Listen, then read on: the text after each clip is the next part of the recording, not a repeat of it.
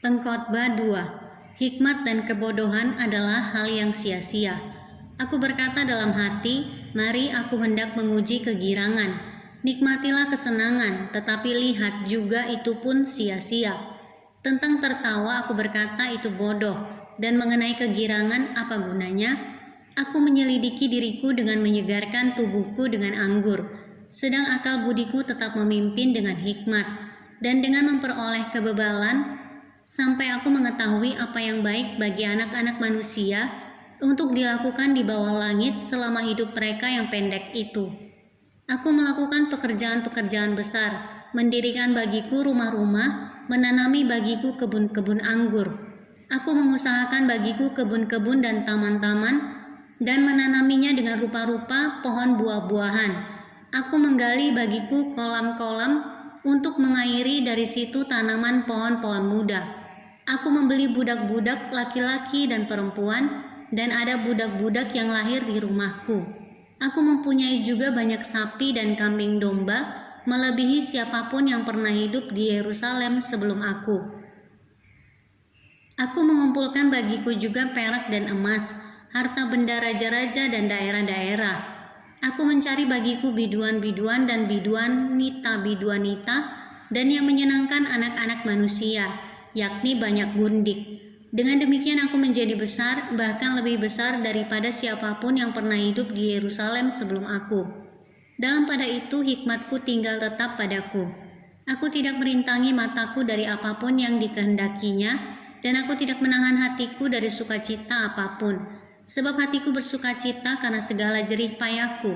Itulah buah segala jerih payahku. Ketika aku meneliti segala pekerjaan yang telah dilakukan tanganku, dan segala usaha yang telah kulakukan untuk itu dengan jerih payah, lihatlah, segala sesuatu adalah kesia-siaan dan usaha menjaring angin. Memang tak ada keuntungan di bawah matahari. Lalu aku berpaling untuk meninjau hikmat, kebodohan, dan kebebalan. Sebab apa yang dapat dilakukan orang yang menggantikan raja? Hanya apa yang telah dilakukan orang.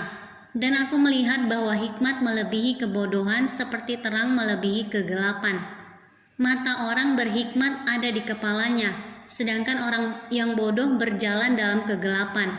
Tetapi aku tahu juga bahwa nasib yang sama menimpa mereka semua. Maka aku berkata dalam hati, nasib yang menimpa orang bodoh juga akan menimpa aku.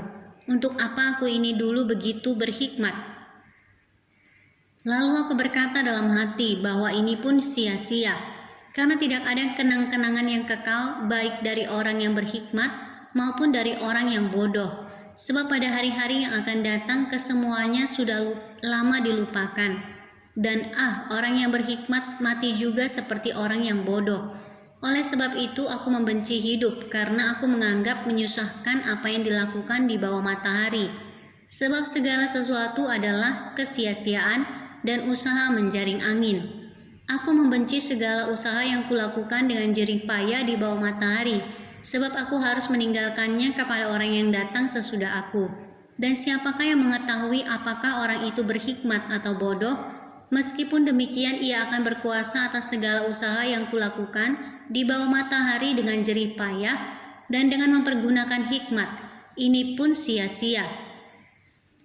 Dengan demikian aku mulai putus asa terhadap segala usaha yang kulakukan dengan jerih payah di bawah matahari.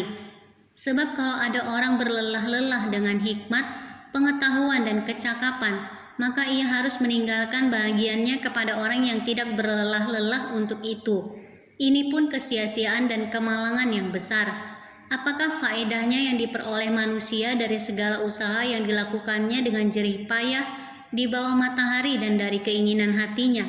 Seluruh hidupnya penuh kesedihan dan pekerjaannya penuh kesusahan hati. Bahkan pada malam hari hatinya tidak tentram. Ini pun sia-sia. Tak ada yang lebih baik bagi manusia daripada makan dan minum dan bersenang-senang dalam jerih payahnya. Aku menyadari bahwa ini pun dari tangan Allah. Karena siapa dapat makan dan merasakan kenikmatan di luar dia? Karena kepada orang yang dikenannya, ia mengaruniakan hikmat, pengetahuan, dan kesukaan. Tetapi orang berdosa ditugaskannya untuk menghimpun dan menimbun sesuatu yang kemudian harus diberikannya kepada orang yang dikenan Allah. Ini pun kesia-siaan dan usaha menjaring angin.